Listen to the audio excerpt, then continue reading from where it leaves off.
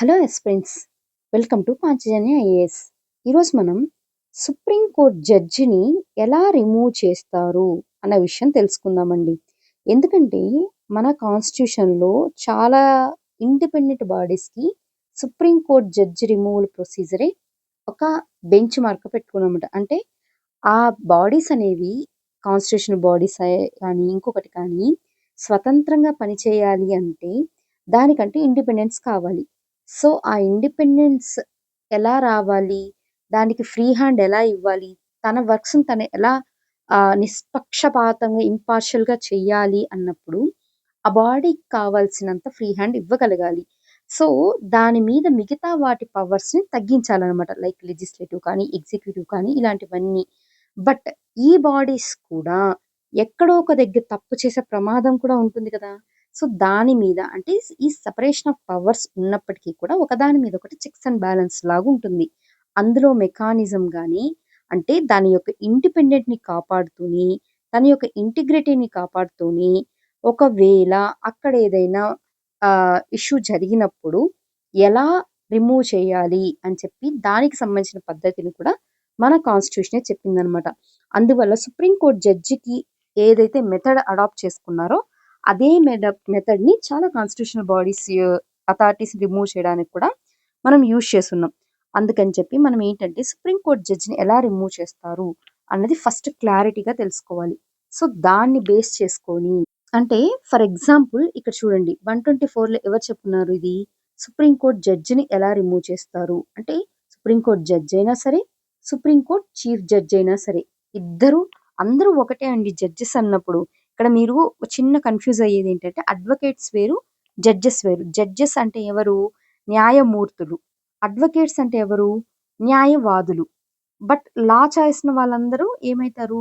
Lawyers అయితారు. Lawyers అందరూ advocates car. లా చేసి డిగ్రీ తీసుకున్న వాళ్ళు లాయర్స్ అయ్యి, వాళ్ళు ప్రాక్టీస్ చేసినప్పుడే వాళ్ళు అడ్వొకేట్స్ అయితారు. సో, వీళ్ళని అడ్వొకేట్స్‌ని ఏమంటారు అంటే న్యాయవాదులు అంటారు. జడ్జెస్‌ని ఏమంటారు తెలుగులో? న్యాయమూర్తులు అంటారు. సీజేని ఏమంటారు? చీఫ్ జడ్జ్ అని పిలుస్తూ ఉంటారనమాట.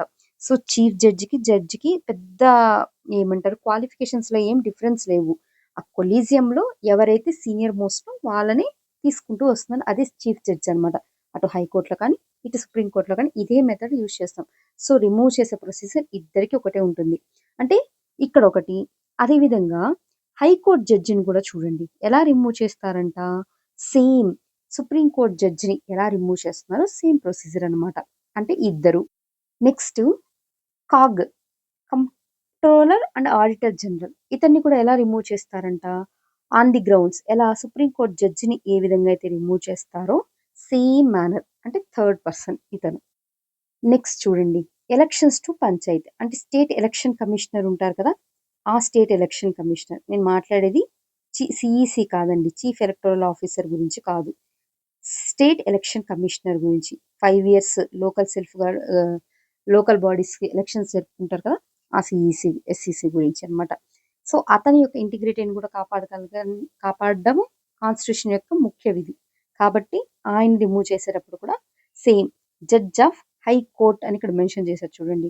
హైకోర్ట్ జడ్జిని ఎలా రిమూవ్ చేయాలని చెప్పారు? సుప్రీం కోర్ట్ జడ్జిని ఎలా రిమూవ్ చేశారో అలా. అంటే అల్టిమేట్‌గా సుప్రీం కోర్ట్ జడ్జిని ఎలా రిమూవ్ చేస్తారో సేమ్. సో, ఇక్కడ ఫోర్త్ పర్సన్ అయ్యారు. నెక్స్ట్ ఎలక్షన్ కమిషన్ చూడండి. ఎలక్షన్ కమిషన్ ఎలా? Multi member body. అంటే ఇక్కడ చీఫ్ ఎలక్షన్ కమిషనరు, ఇక్కడ చైర్మన్ అని చెప్పట్లేదండి. చైర్పర్సన్ ఎప్పుడైతారు అన్నది ఆల్రెడీ మనం దీని గురించి చేసిన వీడియోలో ఆల్రెడీ మాట్లాడాం. ఇదిగోండి చైర్మన్ గురించి. ఇక్కడ chief election commissioner, other election commissioners గురించి మాట్లాడాం. కానీ ఈ ఇద్దరిలో రిమూవల్ ప్రొసీజర్ డిఫరెన్స్ ఉందని అందరికీ తెలిసిందే. చీఫ్ ఎలక్షన్ కమిషనర్‌కి ఎంత ఇమ్యూనిటీ ఉందో చూడండి. సుప్రీం కోర్ట్ జడ్జిని ఎలా రిమూవ్ చేస్తారో సేమ్ ఆ విధంగా చీఫ్ ఎలక్షన్ కమిషనర్‌ని రిమూవ్ చేస్తారు. సో, ఇది ఫిఫ్త్ పర్సన్ అనమాట. అంటే మీరిక్కడ వీళ్ళందరిని లిస్ట్ ఔట్ చేశారనుకోండి. అంటే జడ్జ్ ఆఫ్ సుప్రీం కోర్టు లేకపోతే ఇంటర్నల్‌గా చెప్పాలంటే chief judge of supreme court కూడా. Chief judge of supreme court అనడం కన్నా చీఫ్ జడ్జ్ ఆఫ్ ఇండియా అని పిలవడమే కరెక్ట్‌గా ఉంటుందన్నమాట అది. Next judge of high court. గుర్తుందా? Yashwant Varma Delhi high court judge. అతని ఇంట్లో నోట్లు కట్టలు దొరికాయనేసి చాలా ఇష్యూ అయింది ఒక లాస్ట్ ఇయర్ ఆ టైంలో. సో, అలా. సో, జడ్జ్ ఆఫ్ హైకోర్ట్ కానీ, చీఫ్ జడ్జ్ ఆఫ్ హైకోర్ట్ కానీ. థర్డ్ ఎవరని చెప్పాను? కాగ్. Comptroller, auditor general. అతన్ని. ఎందుకంటే ఈ బాడీస్ చూడండి ఎంత స్ట్రాంగ్ బాడీసో. అందుకనేసి. ఏ ఆర్టికల్ అండి? ఆర్టికల్ 148. అవి కూడా పక్కన రాసుకోండి. తర్వాత స్టేట్ ఎలక్షన్ కమిషనర్. ఆర్టికల్ 243 అదేవిధంగా జెడ్-ఏ రెండిట్లో. అంటే urban bodies, local bodies, urban bodies. Fifth ఎక్కడ మాట్లాడుతున్నాం? Chief election commissioner. ఇక్కడ ఆర్టికల్ 324లో మాట్లాడుతున్నామట. ఇక్కడ నేను అదర్ ఎలక్షన్ కమిషనర్ గురించి చెప్పట్లేదు. ఈ 5 మంది చూడండి ఎంత ఇంపార్టెంట్ పర్సన్స్ కదా! బికాజ్ ఎందుకు? వాళ్ళ యొక్క బాడీస్‌కున్న ఇంటిగ్రిటీలు అలాంటివన్నమాట. అంటే సుప్రీంకోర్ట్ జడ్జ్ అయినా సరే, హైకోర్ట్ జడ్జ్ అయినా సరే, కాగ్ అయినా సరే, స్టేట్ ఎలక్షన్ కమిషనర్ అయినా సరే, అదేవిధంగా చీఫ్ ఎలక్షన్ కమిషనర్ వీళ్ళందరినీ కూడా ఇదే మెథడ్‌లో రిమూవల్ ప్రొసీజర్ అనేది ఉంటుందన్నమాట. ఓకే. రైట్. దానికి ముందు ఒక్కసారి మీరు పార్ట్స్ గురించి చూద్దాం. పార్ట్ 1-52 మీకు ఫింగర్ టిప్స్ మీద ఉండాలి. ఇట్లా ఫింగర్ టిప్స్ మీద అని చెప్పాను కదా! 51 వరకు. ఇది అయిపోయిన తర్వాత ఏం స్టార్ట్ అవుతుంది? ఆర్టికల్ 52 నుంచి 78 వరకు. ఏం మాట్లాడుతుంది ఇదంతా? పార్ట్ 5లో యూనియన్ గురించి మాట్లాడుతున్నాం. 79 నుంచి 122 లెజిస్లేషన్, 123 ఆర్డినెన్స్, 124 నుంచి 147 ఇదేంటి? సుప్రీంకోర్టుకి సంబంధించిన ప్రొవిజన్స్. 148 నుంచి 151 అనేది కాగ్‌కి సంబంధించింది. ఓకే. పార్ట్ 6 చూడండి. పార్ట్ 6లో వచ్చేసి ఏం చూస్తున్నాం? 152 అనేది జనరల్, 153-167 ఎగ్జిక్యూటివ్, 168-212 లెజిస్లేషన్, 213 ఆర్డినెన్స్. ఇక్కడ 2142-232 దీని గురించి మాట్లాడుతున్నాం. హైకోర్ట్స్ గురించి మాట్లాడుతున్నాం. నెక్స్ట్ 233 నుంచి 237 అనేది రిమైనింగ్ కోర్ట్స్ గురించి మాట్లాడుతున్నాం. సో ఇక్కడ మీరు మెయిన్గా ఫోకస్ చేయాల్సింది ఈ రెండింటి మీద అనమాట. ఓకే. ఏది? హైకోర్టు, సుప్రీంకోర్టు మీద ఇక్కడ ఫోకస్ చేయండి. సరే, ఇప్పుడైతే మనం ఒకసారి మన బేర్ యాక్ట్ నుంచి ఇన్ఫర్మేషన్ అనేది తీసుకుందామండి. చూడండి ఇక్కడ ఇదే కదా. 124లో ఏం చెప్పున్నారు అన్నది ఇక్కడ మెన్షన్ చేస్తున్నామండి. ఇక్కడ చూడండి బేర్ యాక్ట్లో ఏం చెప్పున్నారు. పార్ట్ 4 యూనియన్ జ్యుడిషియరీ గురించి మాట్లాడుతున్నారు. ఎందుకు యూనియన్ జ్యుడిషియరీ అన్నారు? అటు సెంట్రల్కి ఇటు స్టేట్కి రెండింటికి కలిపి ఒకే జ్యుడిషియరీ ఉంది అంటున్నారు. సరే, 124లో ఏమన్నారు? Establishment and constitution of supreme court. So 124కి సంబంధించి 4లో ఏం చెప్తున్నారో చూడండి. ఇది మనకి ఇంపార్టెంట్. ఏమంటున్నారు? 124 సబ్ క్లాస్ 4లో a judge of supreme court ఏంటంటాం? Shall not be removed from his office. అంటే సుప్రీం కోర్ట్ జడ్జి ఎవరైతే ఉన్నారో ఆయన యొక్క పొజిషన్కి ఒక అష్యూరెన్స్ అనేది ఇస్తున్నారనమాట. ఆయన ఇండిపెండెంట్గా తన యొక్క డ్యూటీని డెలివర్ చేయడానికి. కేవలం చూడండి రిమూవ్ చేయకూడదు తన ఆఫీస్ నుంచి, కేవలం ప్రెసిడెంట్ ఆర్డర్ తప్ప. సో ప్రెసిడెంట్ మాత్రం ఒక ఆర్డర్ని పాస్ చేసి ఆర్డర్ ద్వారా అతన్ని రిమూవ్ చేయొచ్చు అంటున్నారు. ప్రెసిడెంట్ ఎవరి మాట వింటారండి? గుర్తుందా? 75 సబ్ క్లాస్ 3 ఏం చెప్తుంది? కౌన్సిల్ ఆఫ్ మినిస్టర్ వీళ్ళే కదా ఎయిడ్ అండ్ అడ్వైజ్ ఇస్తారు. దానికి ఇతను బైండ్ ఓవర్ అయ్యి ఖచ్చితంగా చేయాల్సి ఉంటుంది అనమాట. ఇదైతే క్లారిటీగా ఉంది కదా. అంటే కౌన్సిల్ ఆఫ్ మినిస్టర్స్ అంటే ఇక్కడ ఎవరు ఉన్నారు? ఎగ్జిక్యూటివ్ గురించి మనం మాట్లాడుతూ ఉన్నాం అనమాట. ఓకే, ఇక్కడ వరకు క్లారిటీగా ఉంది కదా. నెక్స్ట్ చూడండి ఏమంటున్నారు. ప్రెసిడెంట్ ఆర్డర్ ద్వారా అంటున్నారు కదా. ప్రెసిడెంట్ తనకు తానుగా ఈ విధంగా చేస్తున్నాడా అంటే కాదు అంటున్నారు. మరి ఎవరి ద్వారా చేస్తున్నారు? Address by each house of parliament. అంటే ఇక్కడ ఎగ్జిక్యూటివ్ ఇన్వాల్వ్ అయిందా? పార్లమెంట్ ఇన్వాల్వ్ అయిందా? పార్లమెంట్ ఇన్వాల్వ్ అయిందంటే అక్కడ అపోజిషన్ పార్టీ కూడా ఉంటుంది రూలింగ్ పార్టీతో కలుపుకొని. సో రూలింగ్ పార్టీలో సగం మందే కదా ఎగ్జిక్యూటివ్. అంటే గవర్నమెంట్ ఫామ్ చేసేది ఎవరు? రూలింగ్ పార్టీలోంచి కొంతమంది గవర్నమెంట్ ఫామ్ చేస్తాం, కౌన్సిల్ ఆఫ్ మినిస్టర్స్ అనే వాళ్ళని. సో రూలింగ్ పార్టీకి ఎలాంటి హక్కులైతే ఉంటాయో పార్లమెంట్లో, అపోజిషన్కి కూడా అలాగే. అపోజిషన్ మీన్స్ ప్రజల చేత ఎన్నుకోబడిన ప్రతినిధులు వీళ్ళందరూ. వీళ్ళందరికీ కూడా సేమ్ ప్రివిలేజెస్ ఉంటాయన్నమాట. అంటే కేవలం కొన్నిసార్లు వస్తూ ఉంటాయి చూడండి. మనం మాట్లాడకూడదు కానీ న్యాయ వ్యవస్థ గురించి. కానీ చాలా దగ్గరలుంటాయి. గవర్నమెంట్‌కి ఫేవర్‌గా డెసిషన్ తీసుకుంటున్నారనేసి. ఇట్లా చాలా న్యూస్ అనేది బజ్ క్రియేట్ అవుతుంది. అలాంటప్పుడు అపోజిషన్‌కి ఒక ఛాన్స్ ఇక్కడొస్తుందనమాట. ఎలా? ఈచ్ హౌస్ ఏం చేయాలి? బిల్‌ని పాస్ చేయాలి అంటున్నారు. ఎలా పాస్ చేయాలంట? Supported by majority of the total membership of that house and by a majority of not less than 2/3 of the members of that house present and voting. అంటే ఏమంటున్నారు? Present అయ్యున్నారు. ఆ present అయిన వాళ్ళలో vote చేయాలి. Just present అయితే సరిపోదు గదా! వాళ్ళలో ఓట్ చేశారు. ఆ ఓట్ చేసినోళ్ళు ఎంతమంది ఉన్నారంట? 2/3 మెంబర్స్ ప్రెజెంట్ అండ్ ఓట్ చేసుండాలి. అంతే కాకుండా అలా వచ్చిన నంబర్ ఏదైతే ఉందో అది కాస్త 50% ఆఫ్ ద హౌస్ ఎవరైతే ఉన్నారో దానికి +1 అంటే ఈ నంబర్ కన్నా కూడా ఈ నంబర్ ఎక్కువుండాలంటే చాలామంది చెప్పాలంటే మెజారిటీ ఆఫ్ ద ప్రతినిధులు ఎవరైతే ఉన్నారో రిప్రజెంటేటివ్స్, ఆ రిప్రజెంటేటివ్స్ యొక్క అభీష్టాన్ని ఇక్కడ కనబరిచినట్లు ఉండాలనమాట. అంటే ఏదో బయాస్డ్‌గా ఒక డెసిషన్ తీసుకున్నట్టు కాకుండా, అందరి యొక్క మద్దతుతో ఈ యొక్క రిమూవల్ ప్రొసీజర్ అనేది తీసుకున్నారు అన్నది క్లారిటీగా తెలిసుండాలి. Has been presented to the so, అలా ఏదైతే పాస్ చేసుంటారో, ఆ పాస్ చేసిన దాన్ని ప్రెసిడెంట్ ముందుకు పంపించాలి. అదే సెషన్‌లో. అంటే అది బడ్జెట్ సెషన్ అయితే బడ్జెటు, వింటర్ సెషన్ అయితే వింటరు, సపోజ్ మాన్సూన్ అయితే మాన్సూన్ అనమాట.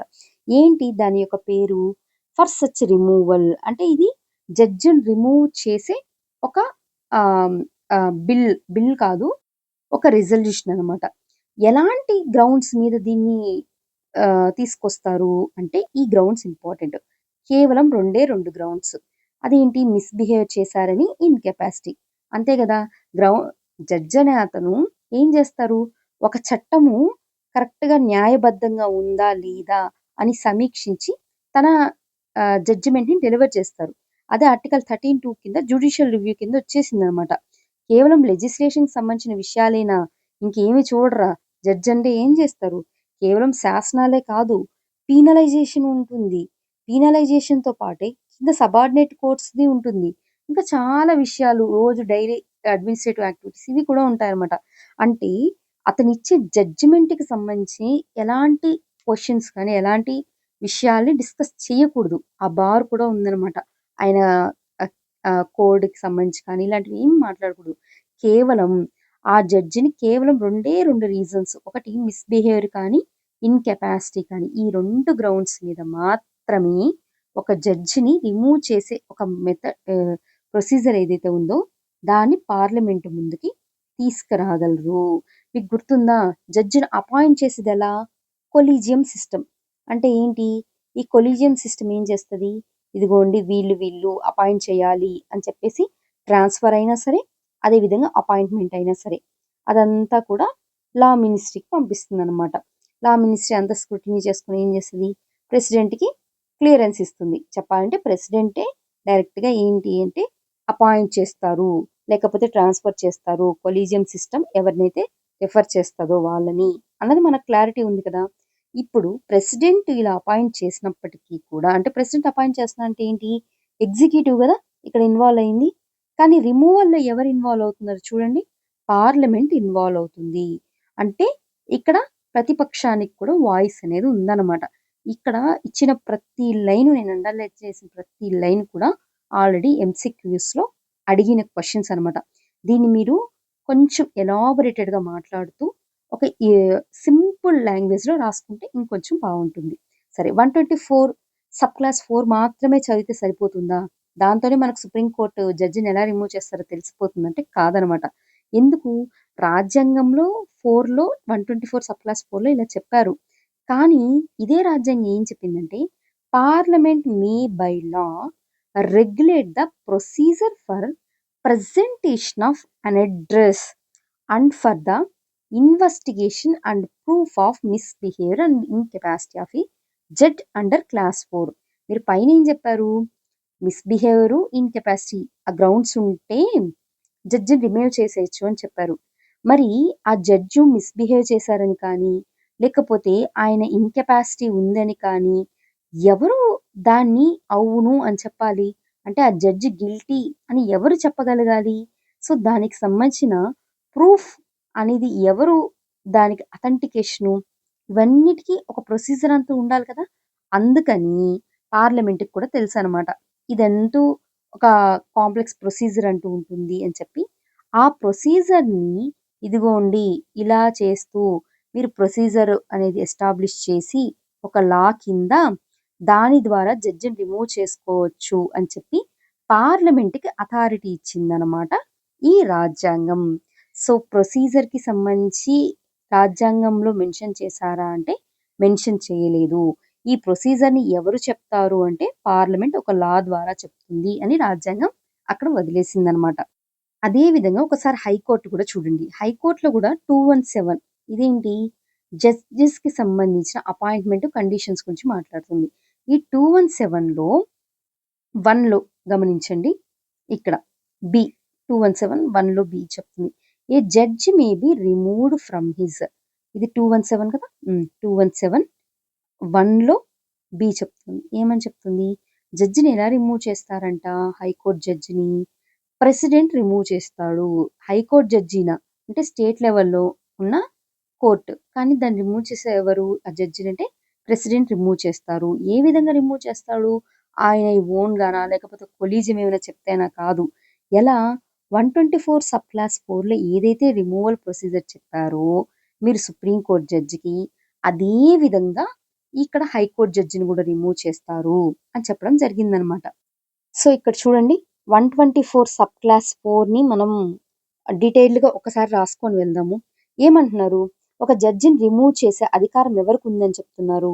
పార్లమెంట్‌కి ఉంది అనేది ఒక మాట చెప్పారు. అవునా? పార్లమెంట్‌కి ఉంది అంటే ఎలా చెప్పారు? ఏదైనా సింగిల్ హౌసా? ఓన్లీ లోక్‌సభేనా? అంటే కాదు. బోత్ హౌసెస్ అంటే ఈచ్ హౌస్ అనేది కూడా చెప్పారనమాట.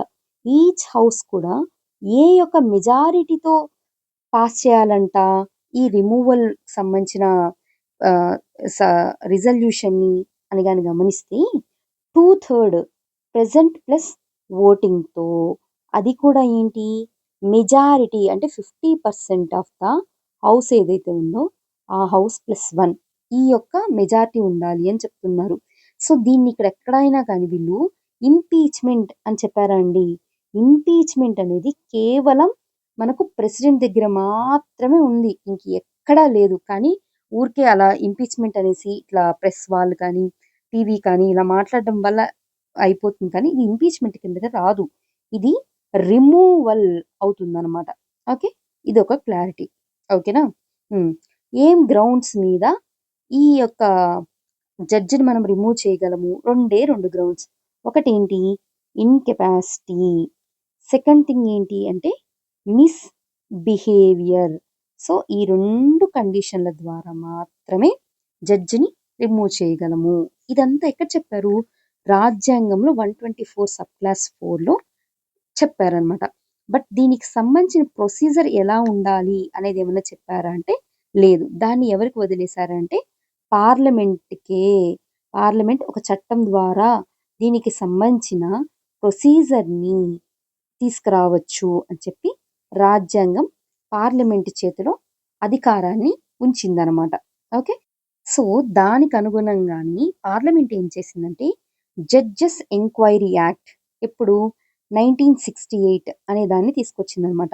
ఈ యాక్ట్ ఏం చెప్తుంది అంటే జడ్జ్ ఆఫ్ సుప్రీం కోర్ట్ ఎలా రిమూవ్ చేయగలాలి అనే దానికి సంబంధించిన ప్రొసీజర్ ఏదైతే ఉందో ఆ ప్రొసీజర్ గురించి ఈ జడ్జెస్ ఎంక్వైరీ యాక్ట్ మాట్లాడుతుందనమాట.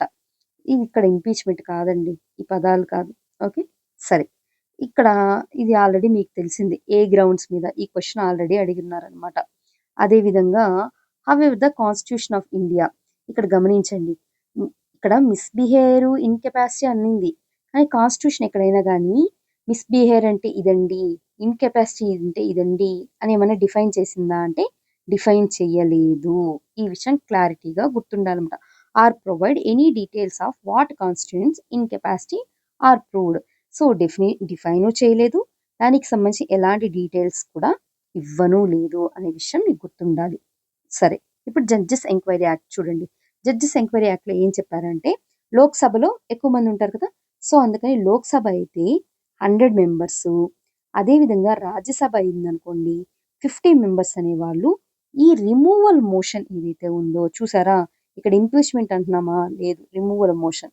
ఆ రిమూవల్ మోషన్‌కి సంబంధించిన ప్రపోజల్ తీసుకురావాలన్నమాట. ఇక్కడ బాల్ ఇప్పుడు ఎవరి చేతిలోకెళ్తుందంటే ప్రిసైడింగ్ ఆఫీసర్స్ చేతిలోకి వెళ్తుంది. అంటే స్పీకర్ కానీ, చైర్మన్ కానీ ఒకవేళ రాజ్యసభలో గాని ఇనిషియేట్ చేస్తే చైర్మనే కదా! సో, అందుకని. వాళ్ళు అడ్మిట్ చెయ్యొచ్చు ఈ మోషన్‌ని. చెయ్యకుండా కూడా ఉండొచ్చు. సో, ఒకవేళ చేయలేదనుకోండి బిల్ ఇక్కడితోనే రిమూవల్ మోషన్ బిల్ అనేది ఇక్కడితోనే వీగిపోతది.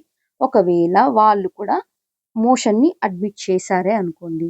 అప్పుడేమైతుంది స్పీకర్ గాని, చైర్మన్ గాని ఏం చేస్తారు అంటే ఒక 3 మెంబర్ కమిటీని కాన్స్టిట్యూట్ చేస్తారనమాట. ఈ క్వెషన్ గూడా ఆల్రెడీ అడిగారు. ఈ 3 మెంబర్ కమిటీలో ఎవరెవరు ఉంటారు అనేసి. ఒకరు ఎవరంటే సుప్రీం కోర్ట్ నుంచి వచ్చిన జడ్జ్. లేకపోతే సుప్రీం కోర్ట్ చీఫ్ జస్టిస్ కానీ ఉండొచ్చు. ఆయన చీఫ్ జడ్జ్ ఆఫ్ ఇండియా. లేకపోతే హైకోర్ట్‌కి సంబంధించి చీఫ్ జస్టిస్. చూసారా? ఇక్కడ సుప్రీం కోర్ట్ జడ్జ్ అన్నారు. ఇక్కడ హైకోర్ట్ చీఫ్ జస్టిస్ అంటున్నారు. ఇక్కడ హైకోర్ట్ జడ్జ్ అనట్లేదు. హైకోర్ట్ చీఫ్ జస్టిస్ అని మాట్లాడుతున్నామట. దాంతో పాటు డిస్టింగ్విష్డ్ జ్యూరిస్ట్ ఒకతను కూడా ఈ కమిటీలో మెంబర్‌గా ఉంటారనమాట. ఈ కమిటీ ఏం చేస్తది? అతని మీద వచ్చిన అలిగేషన్స్ అంటే ఇన్‌కెపాసిటీ కానీ, మిస్‌బిహేవియర్ కానీ ఆ రెండిటిని ఎంక్వైరీ చేస్తదనమాట. అంతే కదా! దానికిచ్చిన వర్క్ అదే కాబట్టి ఆ వర్క్ చేస్తదనమాట. సో, ఇలా ఎంక్వైరీ చేసేటప్పుడు ఆ కమిటీ ముందు ఆ కన్సర్న్ జడ్జ్ ఎవరి మీదైతే అలిగేషన్స్ వచ్చాయో అతను తన యొక్క వే ఆఫ్ ప్రెజెంటేషన్‌ని ఆ కమిటీ ముందు చెప్పొచ్చనమాట. అదే ఆయనకున్న రైట్. అదే కదా ప్రిన్సిపల్ ఆఫ్ న్యాచురల్ జస్టిస్ అని మనం చదువుతూ ఉంటాం. అంటే ఏంటంటే తన మీద ఒక అభియోగం వచ్చినప్పుడు ఆ అభియోగం తప్పో, ఒప్పో ఏ విషయం అనేది కూడా అతనికి కూడా అంటే right to hearing, right to speak అతనికి ఎలా ఉంటుంది దాని రైట్ టు హియర్ మనం కూడా వినాలనమాట. అతను ఏం చెప్తున్నాడసలు అన్నది కూడా. సో, అలాంటి ఒక ప్రొవిజన్ ఇవ్వడం జరిగిందనమాట. ఒకవేళ ఆ కమిటీ యొక్క ఎంక్వైరీలో అతను గిల్టీ, అతను తప్పు చేశాడు అని గాని తెలిసిందనుకోండి, బికాజ్ దేనివల్ల ఈ మిస్‌బిహేవియర్ వల్ల కానీ, లేకపోతే ఇన్‌కెపాసిటీ వల్ల కానీ, అప్పుడు ఆ యొక్క రిమూవల్ మోషన్ ఏదైతే ఉందో, దాన్ని ఇతను గిల్టీ అని చెప్తూ, ఆ యొక్క కమిటీ ఇచ్చిన రిపోర్ట్ ఏదైతే ఉంటుందో, ఆ రిపోర్ట్‌ని సభ ముందుకు తీసుకొస్తారనమాట. ఎందుకు అంటే, ఈ మోషన్‌ని కన్సిడర్ చేయండి అన్నట్టుగా సభ ముందుకు తీసుకొస్తారు. అప్పుడు ఈచ్ హౌస్ ఒక లోక్‌సభో, ఒక రాజ్యసభో కాదు. ప్రతి హౌస్ కూడా ఎంత మెజారిటీ అంట? Majority of total membership of that house and A majority of not less than 2/3 of members of that house present and voting. ఇందాక అనుకున్నాం కదా! 2/3 ప్రెజెంట్ అండ్ వోటింగ్. ఈ మెంబర్ కాస్త ఎంతుండాలి అంట 50% ఆఫ్ ద హౌస్ ప్లస్ 1గా ఉండాలి. అప్పుడు రిజల్యూషన్ పాస్ అయింది. ఒక హౌస్‌లో పాస్ అయిపోయింది బిల్లు. సెకండ్ హౌస్ వచ్చింది. సెకండ్ హౌస్ కూడా సేమ్ మెజారిటీతో బిల్ పాస్ చేయాలనమాట. అప్పుడు ఫైనల్‌గా ప్రెసిడెంట్ ఏం చేస్తారు? ఈ జడ్జి రిమూవ్ అయ్యారు అని చెప్పి ఒక ఆర్డర్ రూపం తీసుకొచ్చి ఆ ఆర్డర్‌లో మెన్షన్ చేస్తారనమాట. ఇంత స్టోరీ ఉంది సుప్రీం కోర్ట్ జడ్జిని రిమూవ్ చేయడంలో. ఇప్పటి వరకు ఎవరినైనా ఇలా రిమూవ్ చేశారా అని గాని మీరు గమనిస్తే ఇప్పటి వరకు ఎవ్వరిని నో వన్ అనే ఎవ్వరిని రిమూవ్ చేయలేదు. కానీ అభియోగాలు వచ్చాయి. ఎవరి మీద అంటే జస్టిస్ వి. రామస్వామి 1991 ఆ టైంలో. జస్టిస్ దీపక్ మిశ్రా మీద కూడా వచ్చింది. బట్ పార్లమెంట్‌లో ఏంటంటే ఈ బిల్స్ అనేవి వీగిపోయిందనమాట. ఈ స్లైడ్ ఒకసారి అబ్జర్వ్ చేయండి. దాన్నంతా నేను ఇక్కడ ఒక చిన్న ఫ్లో చార్ట్ రూపంలో ఇచ్చింది. అంటే ఏ గ్రౌండ్స్ మీద అన్నది ఇక్కడ చెప్పున్నారనమాట. కానీ వీటిని ఇక్కడ ఉన్న నెగెటివ్ ఏంటి అంటే కాన్స్టిట్యూషన్‌లో వీటి గురించి ఎక్కడ చర్చించలేదు. నెక్స్ట్ దీన్ని ఎలా జడ్జెస్ ఎంక్వైరీ యాక్ట్ అనే దాన్ని తీసుకొచ్చారు అన్నాం కదా! ఈ జడ్జెస్ ఎంక్వైరీ యాక్ట్ ద్వారా వీళ్ళు మెన్షన్ చేశారనమాట. ఎలా ఈ ప్రొసీజర్‌ని ముందుకు తీసుకెళ్ళాలి అనేది. ఇదంతా కాన్స్టిట్యూషన్‌లో చెప్పలేదు. జడ్జెస్ అంటే లోక్‌సభలో నుంచి 50 మంది, రాజ్యసభ నుంచి 50 మంది, లోక్‌సభ నుంచి 100 మంది ఇలాగంతా జడ్జెస్ ఎంక్వైరీ యాక్ట్‌లో ఏం చెప్పలేదు. కాన్స్టిట్యూషన్ ఏం చెప్పలేదు. బట్ ఎవరు చెప్పారంటే పార్లమెంట్ తీసుకొచ్చిన జడ్జెస్ ఎంక్వైరీ యాక్ట్ చెప్పిందనమాట. ఇక్కడ కూడా బిల్ ఆగిపోయే ఛాన్స్ ఉంది. ఇక్కడ ప్రిసైడింగ్ ఆఫీసర్స్ ఆపేయాలనుకుంటే ఆపేయొచ్చు. కానీ దాన్ని అడ్మిట్ చేసినప్పుడు ఏమైతది? ఎంక్వైరీ కమిటీ కిందకి వెళ్తుందనమాట. అప్పుడు ఈ ఎంక్వైరీ కమిటీ ఏం చేయాలి? ఈ ఎంక్వైరీ కమిటీలో ఎవరెవరు మెంబర్స్‌గా ఉంటారు అంటే చీఫ్ జడ్జ్, అదేవిధంగా చీఫ్ జస్టిస్ ఆఫ్ హైకోర్ట్. ఇక్కడ కన్‌ఫ్యూజ్ అవుతారండి. ఇక్కడ చీఫ్ జస్టిసా? లేకపోతే జడ్జా అనుకుంటారు. చీఫ్ జస్టిస్ అనమాట. ఈవెన్ సుప్రీం కోర్ట్‌కి సంబంధించి కూడా చీఫ్ జస్టిస్‌ని కూడా ఈ కమిటీలో ఉండొచ్చు. అదేవిధంగా ఎమినెంట్ జ్యూరిస్డిక్షన్స్ అనమాట. ఇక్కడ గాని ఒకవేళ అతను గిల్టీ అని ప్రూవ్ అయితే ఈ మోషన్ అనేది ముందుకెళ్తుంది. ఒకవేళ అతను గిల్టీ కాదు, అవి జస్ట్ అలిగేషన్స్ మాత్రమే అంటే బిల్ వీగిపోతుంది. జడ్జ్ యాజ్ యూజువల్‌గా తన వర్క్ తను చేసుకుంటారు. ఇన్ కేస్ అది గిల్టీ అయిందనుకోండి, ఇప్పుడు ఇక్కడ ఓటింగ్ అనేది ఇంకొక సమస్య అనమాట. అంటే ఇక్కడ ప్రిసైడింగ్ ఆఫీసర్స్ ఉన్నారు కదా! వాళ్ళ దగ్గర ఈ బిల్ అనేది ఆగిపోయే ఒక ఛాన్స్ ఉంది. వాళ్ళు ఆపాలనుకుంటే ఆపేయొచ్చు. అలా కాకుండా ఇక్కడ ఓటింగ్, ఇక్కడ కూడా ఇంకో ఛాన్స్ అనేది ఉందనమాట బిల్ అనేది వీగిపోవడానికి. అండ్ ఇది ఏం బిల్లు? బిల్ అనడం కన్నా కూడా దీన్ని ఎలా అని పిలవాలి? Removal motion. బిల్స్ వేరండి. పదాలు చాలా జాగ్రత్తగా వాడాలనమాట. రిమూవల్ మోషన్ ఇది. ఇంపీచ్‌మెంటా ఇది? కాదు. ఇదేమన్నా బిల్లా? కాదు.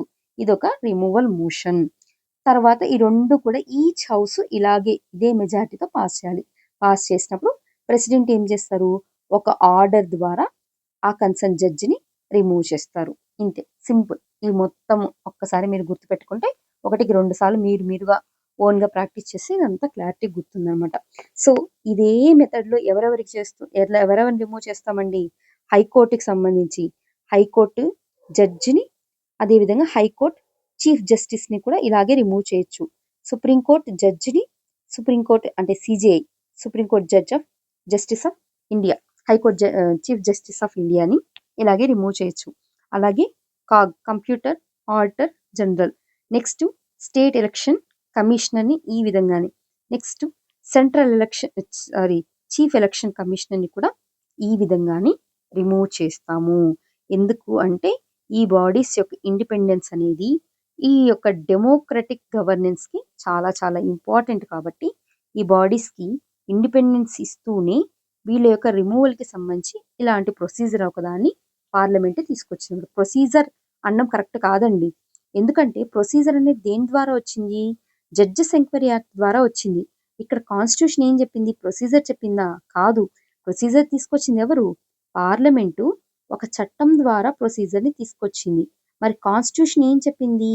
ఈ రిమూవల్ మోషన్ ఏదైతే ఉందో దాన్ని ఎలా రిమూవ్ చేయాలి? దానికి సంబంధించిన స్థితిగతుల గురించి మాత్రమే మాట్లాడిందనమాట. ప్రొసీజర్ మాత్రం లా వల్లే వచ్చింది. సో, కాన్స్టిట్యూషన్ ఏం చెప్పింది? పార్లమెంట్ లా ఏం చెప్పింది? ఇట్లా మీకు గుర్తుంటే ఈ క్వెషన్‌కి సంబంధించిన ఆన్సర్స్ అన్నీ కూడా చాలా ఈజీగా మనం ఆన్సర్ చేయగలుగుతాం. ఓకే. రైట్. యాజ్ యూజువల్ మన వీడియోస్ కానీ మీకు నచ్చినట్లయితే ప్లీజ్ వీడియోని లైక్ చేయండి. మీ ఫ్రెండ్స్‌తో కూడా షేర్ చేయండి. మీ ఒపీనియన్ కమెంట్ రూపంలో తప్పకుండా తెలియచేయండి. Thank you so much.